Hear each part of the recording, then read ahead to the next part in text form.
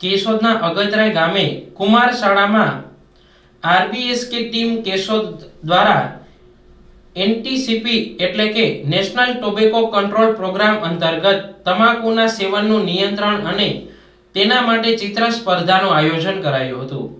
આ ચિત્રમાં પ્રથમ આવનારને ટીએચઓ ઓફિસ કેશોદ દ્વારા બેગ અને ભાગ લેનાર તમામ છાત્રોને પણ પ્રોત્સાહિત ઇનામ રૂપે સ્કૂલ સ્ટેશનરી કીટ અપાઈ હતી। કાર્યક્રમમાં આરબીએસકે ટીમ કેશોદના મેડિકલ ઓફિસર દ્વારા તમામ છાત્રોને તમાકુ ખાવાથી થતા નુકસાન અને તેની ગંભીર અસરો વિશે સમજાવવામાં આવ્યું હતું।